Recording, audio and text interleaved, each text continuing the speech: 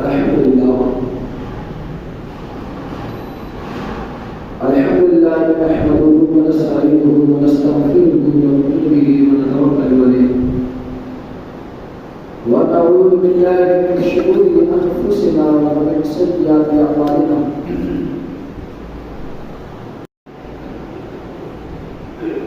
قال الله تعالى في القرآن المجيد والفرقان الحميد أعوذ بالله من الشيطان الرجيم بسم الله الرحمن الرحيم لقد جاءكم رسول من أنفسكم عزيز عليه ما عنتم حريص عليكم حريص عليكم بالمؤمنين رؤوف رحيم. وفي مقام آخر لقد من الله على المؤمنين إذ بعث فيهم رسولا من أنفسهم يتلو عليهم آياته ويزكيهم ويعلمهم الكتاب والحكمة وإن كانوا من قبل لفي ضلال مبين. صدق الله العظيم وصدق رسوله النبي الأمين المكين المبين المعين المجيد الكريم. ونحن على ذلك لمن الشاهدين والشاكرين والحمد لله رب العالمين. غوث اعظم ومن بے سر صاحب مدد قبلہ دی مدد کعبہ دی مدد اور قادری جمدار الہ وسلام زنم دمز شیخ احمد رضا خان قطب عالم زنم. جس سہانی گھڑی چمکا طیبہ کا چاند جس سہانی گھڑی چمکا طیبہ کا چاند اس دل امروز ساعت کے لاکھوں سلام. اور صبح طیبہ میں گلی پڑتا ہے باڑا نور کا صبح طیبہ میں گلی پڑتا ہے باڑا نور کا صدقہ لینے نور کا آلہ بارہ نور کا اور تیری نسل پاک میں گئے بچہ بچہ نور کا تیری نسل پاک میں گئے بچہ بچہ نور کا تو ہے نور تیرا سب گھرانا نور کا تو ہے نور تیرا سب گھرانا نور کا. اور اے رضا احمد نوری کا فیض نور ہے اے رضا یہ احمد نوری کا فیض نور ہے. ہو گئی پڑھ کر غزل میری قصیدہ نور کا ہو گئی میری غزل پڑھ کر قصیدہ نور کا. معزز سامعین حضرات آئیے کچھ گفتگو شنید اس سے پیشتر ہم سب مل کر آقا نامدار مدینے کے تاجدار دونوں عالم کے مالک و مختار جناب حبیب پروردگار سرکار کل فخر رسول سجا خلافتا مالک انس و جان سجدی ابرار و اخیار جناب احمد مجتبی محمد مصطفیٰ ارواحنا فدا صلی اللہ علیہ وسلم کے مقدس بارگاہ عالیہ اپنی غلامی کا ثبوت دیتے ہوئے اپنے جان سارے کا ثبوت دیتے ہوئے تحفتاً حجتاً درود شریف کا نذرانہ پیش کیجیے بڑی آواز سے بلند صلی اللہ علیہ وسلم صلاۃ و سلام علیک یا سیدی یا حبیبی یا رسول اللہ صلی اللہ علیہ وسلم. ایک بار اور نبی علیہ پر بابا سے بلند درود پاک پڑھے صلی اللہ علیہ وسلم وعلى آله وأصحابه وسلم وبارك وسلم صلاة وسلام عليك يا رسول الله صلی اللہ علیہ وسلم. معزز سامعین حضرات جیسا کہ ماہ ربیع الاول کا مہینہ ہمارے ساعتوں کے حوالے ہے اور ماہ ربیع الاول کا مہینہ ہمارے درمیان گزر رہا ہے. یہ مہینہ بڑا ہی برکت والا بڑا ہی نسبت والا بڑا ہی پاکیزہ بڑا ہی رحمت والا مہینہ ہے. اس مہینے میں کریم اپنے بندوں پر خاص فضل و کرم اور رحمت عنایت فرماتا ہے۔ یہ مہینہ تمام مہینوں سے افضل ہے۔ اگر جو کہہ دیا جائے یہ مہینہ تمام مہینوں سے افضل ہے، اس لیے کہ اب کوئی کہے گا کہ نہیں، تمام مہینوں میں افضل رمضان کا مہینہ ہے، رمضان شریف کا مہینہ ہے، اس لیے کہ رمضان کے مہینے میں، رمضان شریف کے مہینے میں، اور دلیل یہ دے گا کہ رمضان کا مہینہ تو وہ مہینہ ہے کہ رمضان کے مہینے میں رب کریم خود قرآن کریم میں ارشاد فرما رہا ہے، شہر رمضان الذی انزل فیہ القرآن، کہ رمضان کا مہینہ وہ مہینہ ہے جس کے اندر قرآن کریم نازل ہوا ہے۔ قرآن کریم جس مہینے میں اترا وہ مہینہ رمضان شریف کا مہینہ ہے، اور کہے گے کہ یہ رمضان کا مہینہ تمام مہینوں سے افضل ہے، میں کہوں گا کس لیے؟ وہ دلیل دے گا کہ رمضان کا مہینہ اس لیے تمام مہینوں سے افضل ہے، اس لیے کہ قرآن خود فرما رہا ہے، شہر رمضان الذی انزل فیہ القرآن، کہ یہ وہ مہینہ ہے جس کے اندر قرآن نازل ہوا۔ تو میں کہوں گا کہ یقیناً رمضان شریف میں قرآن تو نازل ہوا ہے، لیکن ہم عشق کے بندے گئے، اعلیٰ حضرت کی زبان میں کہوں تو یہ کہوں کہ اے عشق تیرے صدقے جلنے سے چھٹے سستے، جو آگ بجھا دے گی وہ آگ لگائی ہے۔ ہم کہیں گے یقیناً رمضان شریف کا مہینہ تمام مہینوں سے افضل ہے، لیکن یہ مہینہ ربیع الاول کا مہینہ، ربیع الاول کا مہینہ رمضان سے بھی افضل ہے۔ تم کہو گے کیوں؟ تو میں کہوں گا کہ رمضان کا مہینہ اس لیے افضل ہے کہ اس کے اندر قرآن نازل ہوا، اس کے اندر قرآن کا نزول ہوا، اس لیے رمضان کا مہینہ تمام مہینوں سے افضل ہے۔ تو میں کہوں گا اگر وہ مہینہ کو افضلیت اس وجہ سے دی جا رہی ہے، سبب یہ بنا کہ قرآن نازل ہوا ہے، تو یہ مہینہ تمام مہینوں سے افضل ہے۔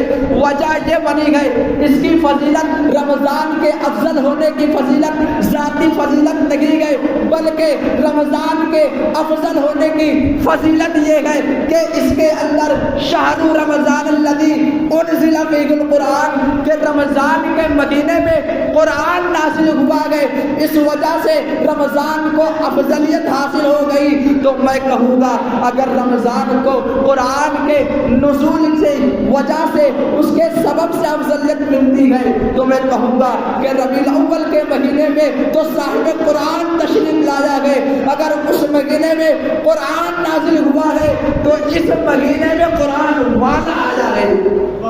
اگر اس مہینے میں، اگر اس مہینے کو افضلیت قرآن نازل ہونے کی وجہ سے دی جا رہی ہے، تو اس مہینے کی افضلیت ہے کہ قرآن جس پر نازل ہوا وہ خود قرآن والا تشریف لایا ہے۔ اور تم کہو گے کہ یار ربیع الاول ہر سال مناتے ہو، کیا ہر سال نبی پیدا ہوتا ہے؟ ہر سال ربیع الاول مناتے ہو، ہر سال خوشی مناتے ہو، ہر سال جشن مناتے ہو، ہر سال نیا کپڑا پہنتے ہو، ہر سال نیازوں کا اہتمام کرتے ہو، سبیلوں کا اہتمام کرتے ہو، خوشی ظاہر کرتے ہو۔ کیوں؟ ہر سال نبی پیدا ہوتا ہے کیا؟ کیوں ہر سال ربیع الاول مناتے ہو؟ تو میں کہوں گا یار شب قدر تم ہر سال مناتے ہو، لیلۃ القدر ہر سال مناتے ہو، کیا ہر سال قرآن نازل ہوتا ہے کیا ہر سال قرآن نازل ہوتا ہے؟ تو تم کہو گے نہیں، ربیع الاول تم مناتے ہو، ہر سال نبی پیدا نہیں ہوتا، لیکن اس کے باوجود بھی تم ربیع الاول ہر سال مناتے ہو، حضور کے جشن ہر سال مناتے ہو۔ تو میں کہوں گا کہ یار لیلۃ القدر ہر سال مناتے ہو، کیا ہر سال قرآن نازل ہوتا ہے، ہر سال قرآن اترتا ہے؟ تو تم کہو گے نہیں، ہر سال قرآن تو نہیں اترتا، ہر سال قرآن تو نازل نہیں ہوتا، لیکن رحمتیں ہر سال آتی گئے، انوار ہر سال آتے گئے، لیلۃ القدر کی فضیلتیں، اس کی رحمتیں ہر سال آتی گئے، رب کریم کا فضل ہر سال آتا ہے۔ تو میں کہوں گا کہ ربیع الاول کے مہینے میں حضور کے ولادت کے دن ہر سال آسمان سے رحمتیں نازل ہوتی گئے، ہر سال نعمتیں نازل ہوتی گئے، اس لیے ہم ہر سال ربیع الاول مناتے گئے، ہر سال حضور کی ولادت پر خوشی کا اظہار کرتے گئے، اس لیے کہ ہمیں یقین ہے کہ ہر سال رب کریم رحمتیں نازل فرماتا ہے۔ اور کہیں کہ یار تم ربیع الاول کی خوشی مناتے ہو، جشن مناتے ہو، اس پر کوئی دلیل ہے کہ کیا قرآن سے ثابت ہے یا حدیث سے ثابت ہے کہ تم قرآن سے حدیث سے بتاؤ تو ہم منائے؟ اس لیے کہ تم ہر سال نیا کپڑا پہنتے ہو، خوشی کا اظہار کرتے ہو، خوشبو لگاتے ہو، بلکہ نہاتے دھوتے ہو، اس دن عید کا دن کہتے ہو، اور کہتے ہو کہ یہ عید ساری خوشیوں سے افضل ہے۔ کیا قرآن سے کوئی اس کا ثبوت ملتا ہے؟ تو میں کہوں گا کہ ہاں یقیناً ملتا ہے۔ قرآن کریم میں رب کریم ارشاد فرماتا ہے قل بفضل اللہ وبرحمتہ فبذلک فلیفرحوا، اے محبوب اپنے امتوں سے فرما دو کہ اللہ تبارک و تعالیٰ کے فضل پر اور اس کی رحمت پر چاہیے کہ مسلمان خوشی منائے۔ رب کریم خود حکم دے رہا ہے کہ اللہ کے فضل پر، اللہ کی رحمت پر خوشی منائے۔ کیا حضور کریم رؤوف الرحیم صلی اللہ علیہ وسلم سے بڑا فضل کائنات میں کوئی ہو سکتا ہے؟ حضور سے بڑی رحمت کوئی ہو سکتی ہے؟ حضرت عبداللہ ابن عباس صحابی رسول وہ تفسیر فرماتے ہیں یہاں وہ اللہ تبارک و تعالیٰ کے فضل سے مراد حضور علیہ السلام کی ذات ہے۔ وہ حضرت عبداللہ بن عباس وہ صحابی رسول ہے، ان کے علم کا مقام دے کہ اگر اونٹ کی اوقات گم ہو جائے تو وہ بازار میں تلاش نہیں کرتے، وہ راستے میں تلاش نہیں کرتے۔ اللہ نے اتنا علم دیا تھا، قرآن کو اس قدر اتنا سمجھا تھا کہ اگر کوئی چیز گم ہو جاتی تو حضرت عبداللہ بن عباس آتے، قرآن کریم کو کھولتے اور اس چیز کو قرآن میں تلاش کرتے، اور پھر قرآن کے ذریعے، قرآن کے علم کے ذریعے وہ چیز کو اس جگہ حاصل کرتے تھے۔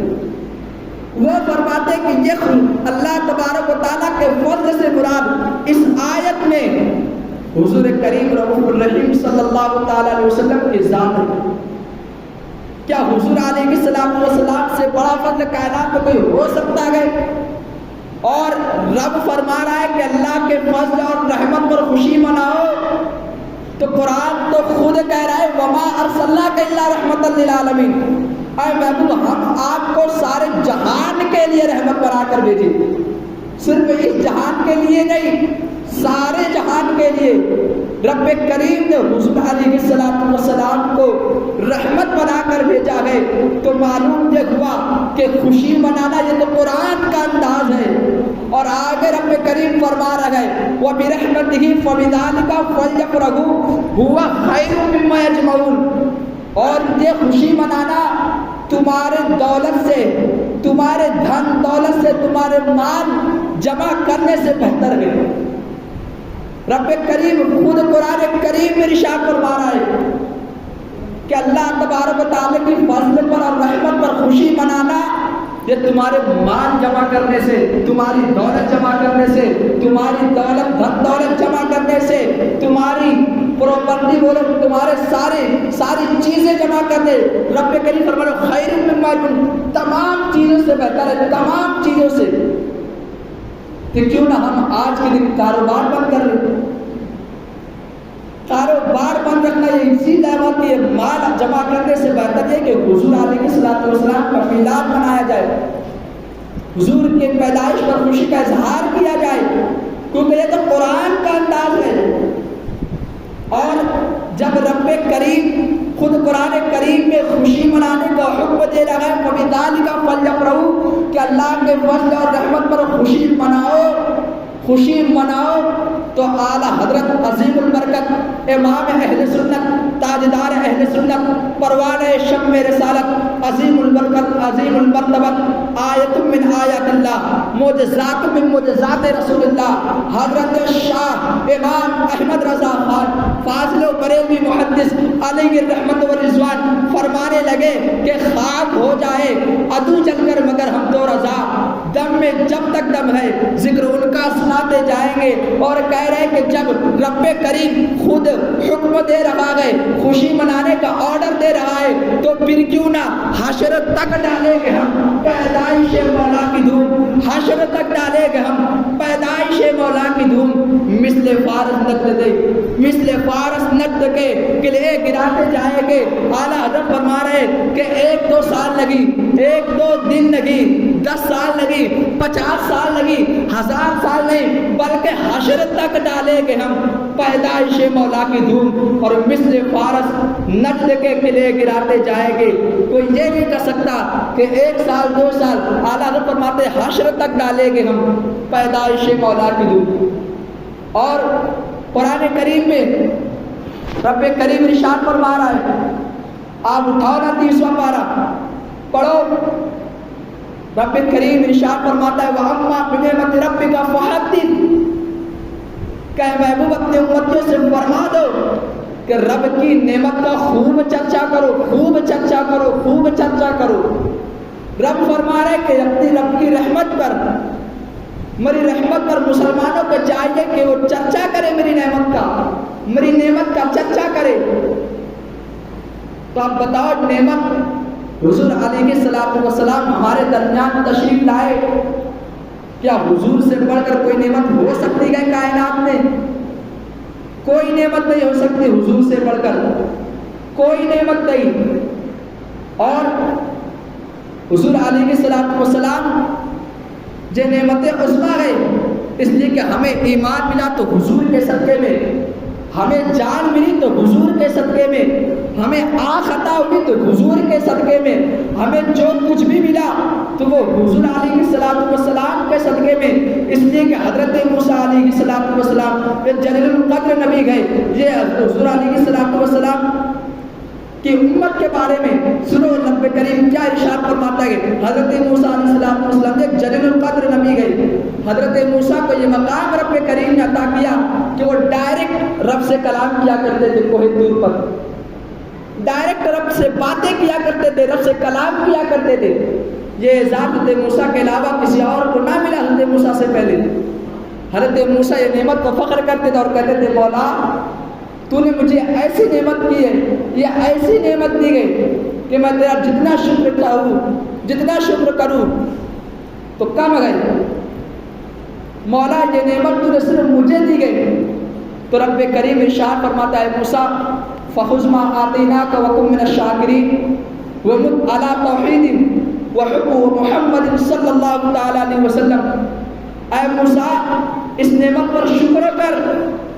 رب فرما رہا ہے موسیٰ کو کہ میں نے صرف یہ اعزاز تجھے ہی دیا، لیکن تو یہ نعمت پر شکر ادا کر، اور زندگی کے آخری لمحے تک، آخری سانس تک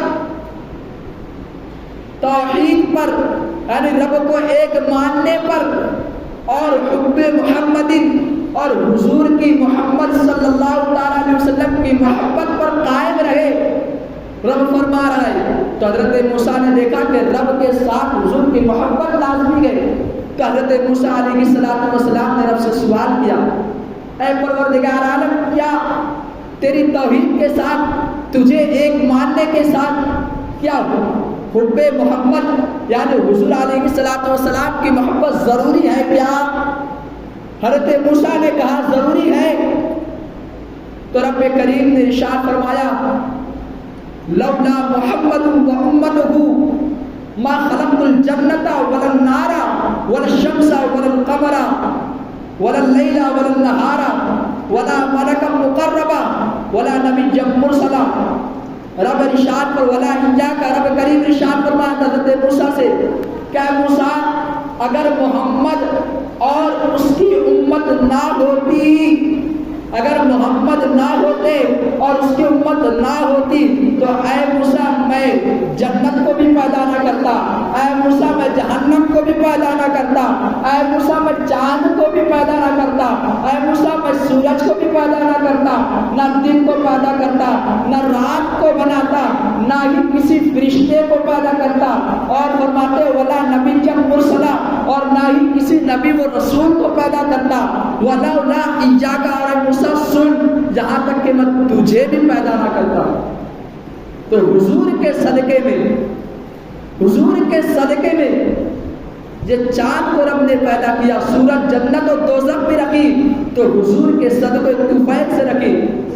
حضور کریم حدیث مبارکہ ہے، حضور اقدس صلی اللہ تعالی وسلم فرماتے ہیں کہ رب کریم فرماتا ہے لولا ایاک ما ظہرت ربوبیتہ، کیا اے محبوب اگر آپ نہ ہوتے تو میں اپنی ربوبیت کو ظاہر نہ کرتا، اگر میرے مصطفیٰ جان کریم صلی اللہ تعالی وسلم نہ ہوتے تو رب فرمایا میرے ربوبیت یعنی میرے رب ہونے کو بھی میں ظاہر نہ کرتا۔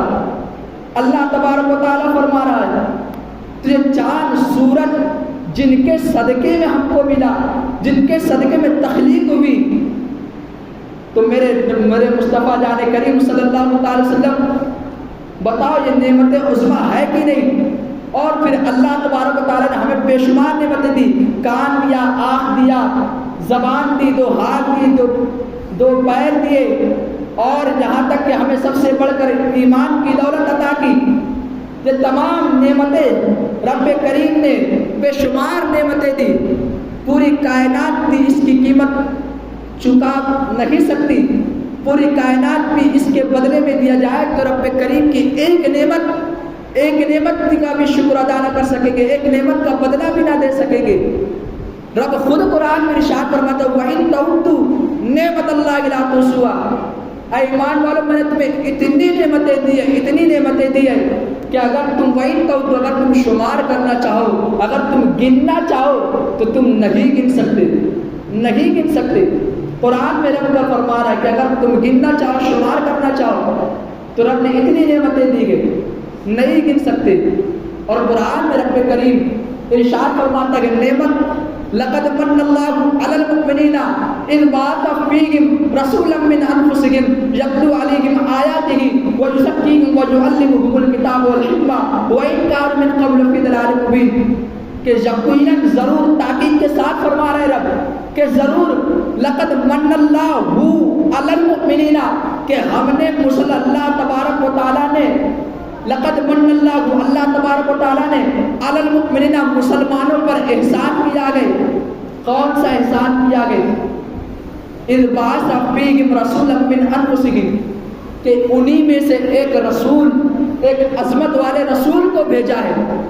حضور کی آمد کا تذکرہ تو رب کریم قرآن میں بھی فرما رہا ہے کہ یقیناً اللہ نے احسان کیا ہے کہ انہی میں سے ایک رسول کو بھیجا گیا، اور یتلو علیہم آیاتہ ویزکیہم، اور اللہ تبارک و تعالیٰ کی آیتیں ان پر تلاوت کرتے گئے، ویزکیہم، اور ان کو صاف ستھرا کرتے گئے۔ جہاں صاف ستھرے سے مراد کہ حضور کریم رؤوف الرحیم صلی اللہ تعالی وسلم نے مسلمانوں کو ایمان کی دولت دے کر ان کو گناہوں سے، ان کو برائیوں سے صاف و پاک کیا ہے، اور انک انت ویزکیہم ویعلمہم الکتاب والحکمہ، اور اللہ تبارک تعالیٰ کے فضل سے یہ محبوب کرتے کیا ہے تو ویعلمہم الکتاب والحکمہ، وہ کتاب اور حکمت کا علم سکھاتے گئے مسلمانوں کو۔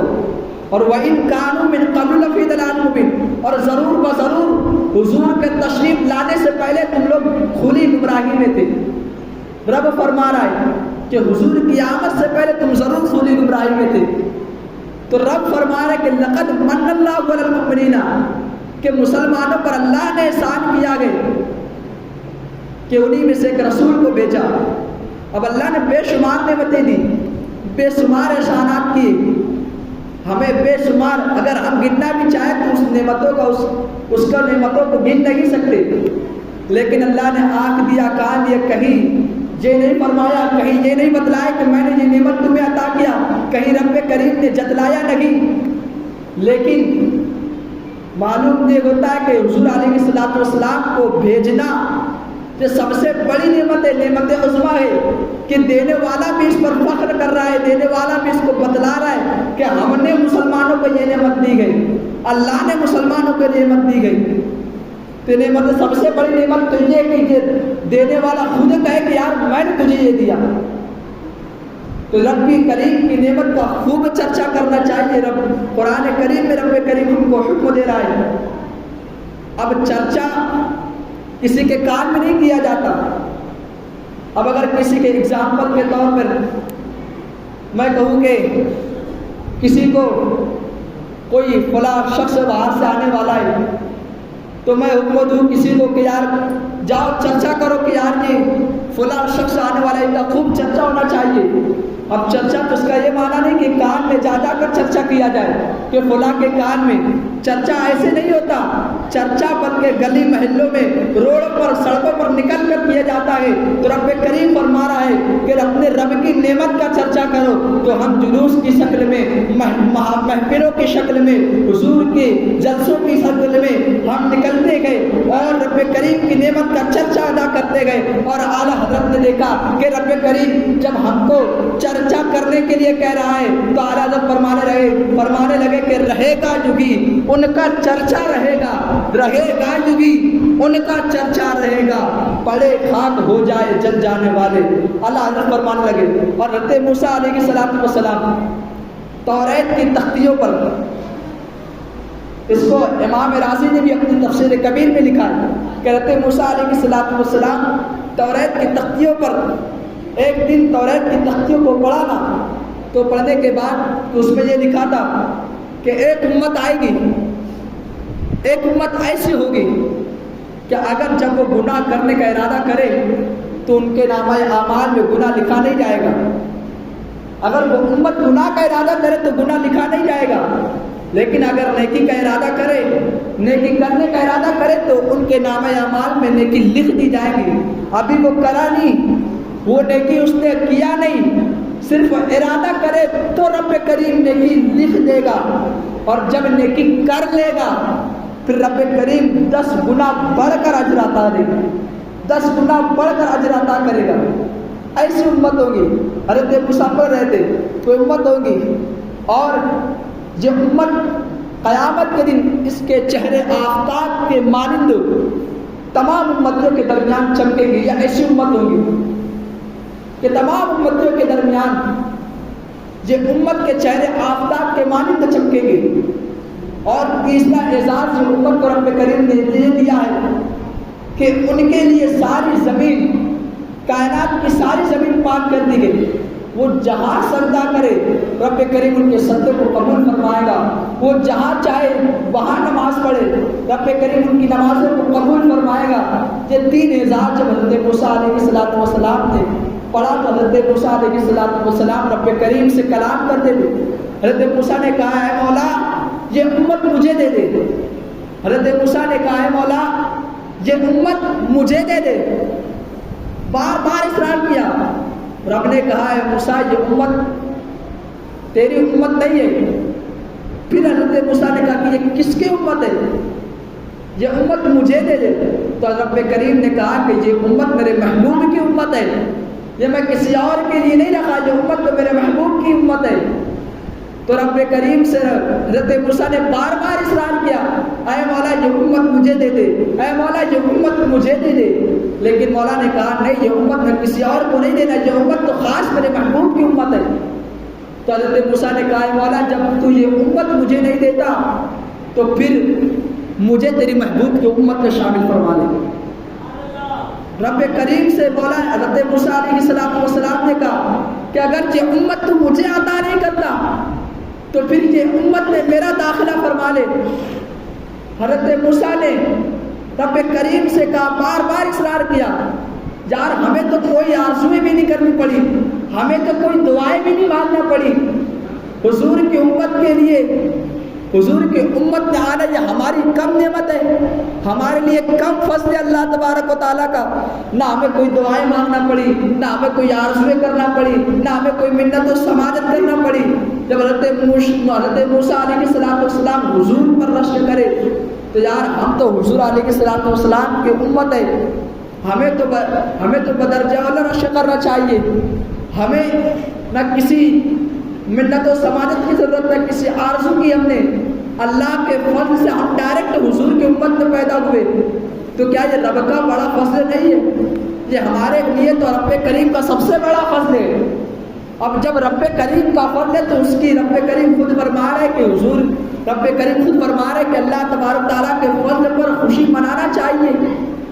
اور پھر کہتے ہیں کہ یار حضور علیہ السلام نے کبھی حضور کے زمانے میں کبھی میلاد ہوتا تھا؟ حضور کے زمانے میں تو میلاد نہیں تھا، وہ تو آج کے زمانے میں گئے.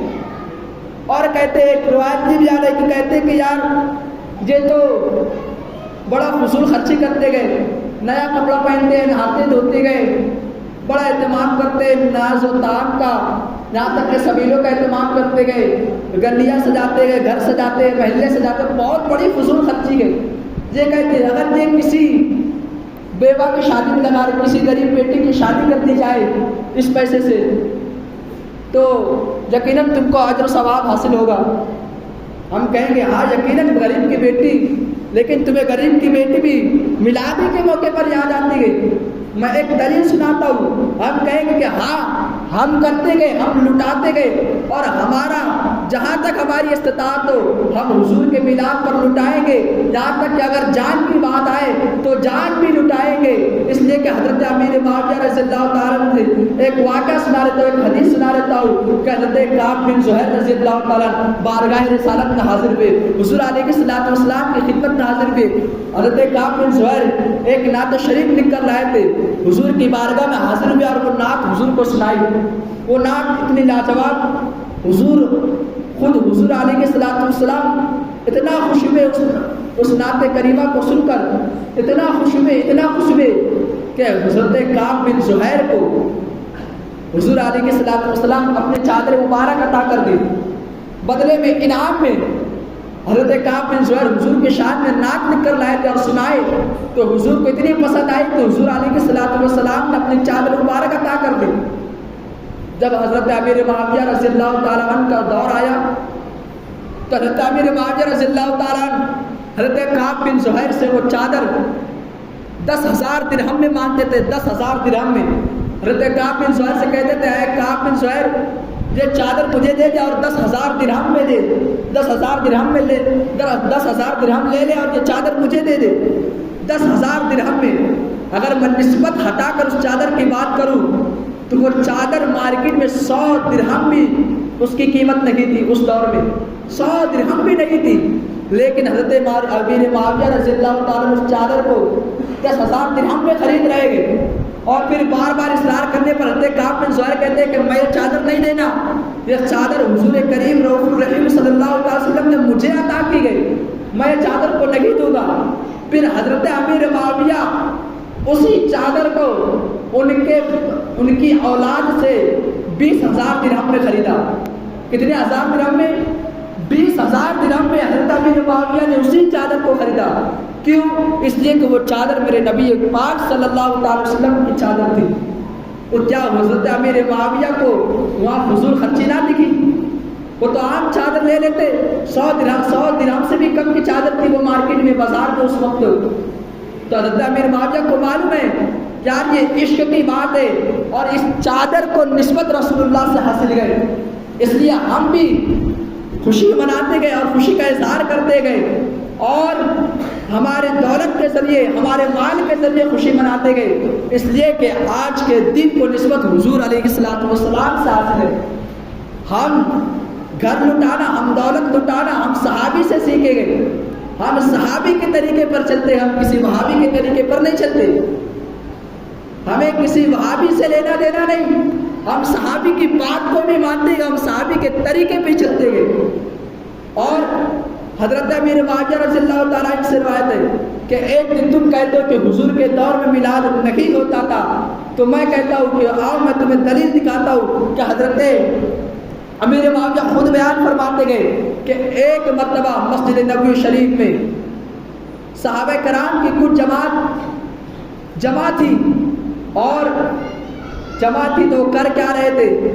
وہ نماز کے اوپر نماز نہیں سیکھ رہے تھے، نہ ہی روزے کی فضیلت سنا رہے تھے، نہ ہی دعائے قنوت سیکھ رہے تھے، نہ ہی دعائے قنوت یاد کرا رہے تھے، بلکہ وہ یہ کر رہے تھے کہ رب کریم کی نعمت کا شکر ادا کر رہے تھے کہ اے مولا تیرا یہ سب سے بڑا فضل ہے، تیری یہ سب سے بڑی نعمت ہے کہ حضور علیہ الصلوۃ والسلام کو ہمارے درمیان تو نے بھیجا، اور حضور علیہ الصلوۃ والسلام نے جو دین لے کر آیا ہمیں وہ دین تو نے عطا کیا۔ یہ شکر ادا کر رہے تھے۔ اتنے میں حضور کریم صلی اللہ تعالیٰ علیہ وسلم آ گئے، تشریف لائے۔ حضرت حضور علیہ الصلوۃ والسلام نے صحابہ سے پوچھا تم کیا کر رہے؟ تو صحابہ نے بتایا کہ ہم رب کریم کی نعمتوں کا شکر ادا کر رہے۔ تو حضور علیہ الصلوۃ والسلام نے کہا کہ قسم کھاؤ، خدا کی قسم کھا کر کہو کہ تم اسی مقصد سے یہاں بیٹھے ہو، اسی مقصد سے یہاں آئے ہو۔ تو صحابہ کرام نے خدا کی قسم کھایا کہ بخدا کہ ہم قسم کھا کر کہتے ہیں کہ ہم اسی مقصد سے جمع ہوئے گئے، اسی لیے ہم حاضر آئے۔ تو حضور علیہ الصلوۃ والسلام نے کہا کہ تمہارا قسم لینا یہ اس بات کی دلیل نہیں کہ تمہاری باتوں پر مجھے بھروسہ نہیں، بلکہ ابھی حضرت جبریل علیہ الصلوۃ والسلام آئے تھے، اور حضرت جبریل علیہ الصلوۃ والسلام عرض کر رہے تھے کہ حضور علیہ الصلوۃ والسلام کے اے محبوب آپ کے جو یہ عاشق ہے، آپ کے یہ صحابی جو عمل کر رہے گئے، اس عمل پر رب کریم خود فرشتوں کے درمیان فخر فرما رہا ہے۔ رب کریم اس عمل کو فرشتوں کے درمیان فخر فرما رہا ہے۔ یہ تو ایسا عمل ہے کہ رب کریم خود فخر فرمائے۔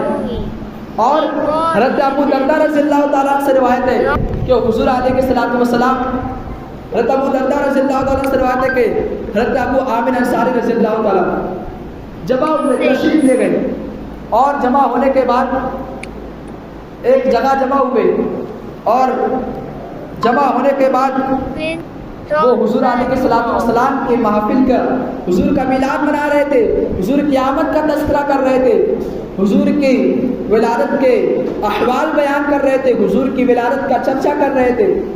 تو حضور علیہ الصلوۃ والسلام تشریف لائے تو دیکھا کہ یار یہ ایسا عمل کر رہے گئے، تو حضور علیہ الصلوۃ والسلام منع نہ فرمایا، بلکہ صحابی حضرت ابو عامر انصاری رضی اللہ تعالیٰ عنہ سے کہا کہ اے ابو عامر، رب کریم تیرے اس عمل سے اتنا خوش ہوا ہے کہ رب کریم نے تیرا داخلہ جنت میں فرما دیا اور میرے لیے رحمت کے دروازے کو کھول دیا ہے۔ اور ابو عامر انصاری صرف یقین تک محدود نہیں، بلکہ اس طریقے پر جو بھی عمل کرے گا رب کریم اس کے لیے رحمت کے دروازے، قیامت تک کے جو بھی یہ عمل کرے گا رب کریم اس کے لیے رحمت کے دروازے کھول دے گا۔ معلوم یہ ہوا یہ تو نیک کام ہے، یہ تو اچھا کام ہے، یہ بدعت نہیں۔ لوگ کہتے ہیں کہ یار یہ بدعت ہے، یہ بدعت نہیں۔ میں کہتا ہوں کہ میلاد، حضور نے اپنے میلاد کا تذکرہ خود کیا، اپنے میلاد کا چرچا خود کیا۔ حضور علیہ الصلوۃ والسلام ہر پیر کے دن روزہ رکھتے تھے، ہر پیر کے دن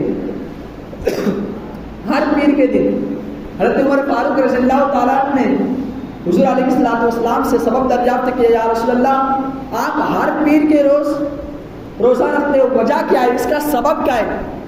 تو حضور علیہ الصلوۃ والسلام نے فرمایا کہ میں اس لیے پیر کے دن روزہ رکھتا ہوں، اس لیے کہ اس دن میں پیدا بھی ہوا اور اسی دن مجھ پر پہلی بار وحی بھی نازل ہوئی۔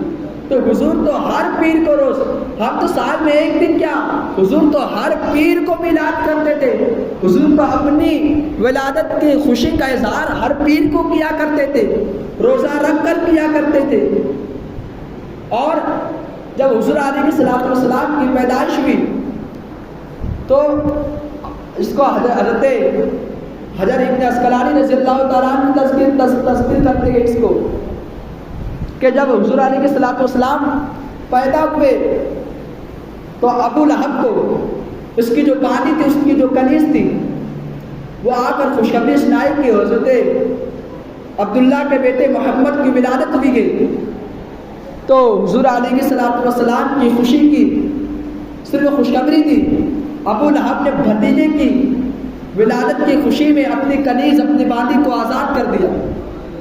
حضرت عبداللہ ابن عباس رضی اللہ تعالیٰ ابو لہب کے مرنے کے بعد 1 سال کے بعد ابو لہب کو خواب میں دیکھتے اور دیکھتے اس سے پوچھتے کہ کیا حال ہے؟ تو ابو لہب کہتا ہے کہ یار بہت برا حال ہے، لیکن ہر پیر کے روز مجھے ایک راحت مل جاتی ہے۔ وہ کون سی راحت ہے؟ وہ اس لیے کہ میری انگلیوں کے درمیان پانی نکلتا ہے، جس کو میں چوس کر تھوڑی راحت محسوس کر لیتا ہوں۔ تو حضرت عبداللہ بن عباس کہنے لگے کہ یہ وجہ کیا ہے؟ تو کہا اس لیے مجھے یہ راحت دی گئی، اس لیے کہ جب حضور علیہ الصلوۃ والسلام کی ولادت ہوئی تو صہیبہ جو میری کنیز تھی وہ آ کر مجھے خوشخبری سنائی کہ تجھے بھتیجا پیدا ہوا ہے۔ تو میں نے بھتیجے کی ولادت کی خوشی میں اپنی کنیز کو آزاد کر دیا تھا، اس کے عوض میں رب کریم نے مجھے راحت دی کہ مجھے ہر پیر کے دن میرے عذاب میں کمی محسوس ہوتی ہے، مجھے میرے عذاب کو کم کر دیا جاتا ہے۔ تو علامہ محدث جلیل القدر محدث ابن جزری رحمۃ اللہ تبارک و تعالی اس کو نقل کرتے اور کہتے ہیں کہ یار جب ابو لہب جیسے مردود کافر کہ جس کی مذمت میں قرآن کی سورۃ تبت یدا نازل ہوئی، جس کی مذمت خود قرآن کر رہا ہے، اگر حضور کی ولادت کی خوشی میں وہ کنیز آزاد کرتا ہے، حضور کی ولادت کی خوشی کے اظہار میں ایسے مردود کو راحت مل سکتی ہے اور جہنم سے چھٹکارا، صرف جہنم سے چھٹکارے میں کمی دی جا سکتی ہے، تو جب کوئی امتی حضور علیہ الصلوۃ والسلام کو خاتم النبیین سمجھ کر، حضور کو نبی سمجھ کر حضور کی خوشی کا اظہار کرے تو اس کو جہنم سے آزادی کیوں نہیں مل سکتی؟ جب ابو لہب جیسے مردود کو آزادی ایسے مردود کے عذاب میں کمی ہو سکتی ہے تو کیا پھر ہمیں اس کا اجر نہیں مل سکتا؟ تو بہرحال باتیں تو بہت ساری تھی، لیکن وقت تقاضا نہیں دیتا کہ کہیں جائے۔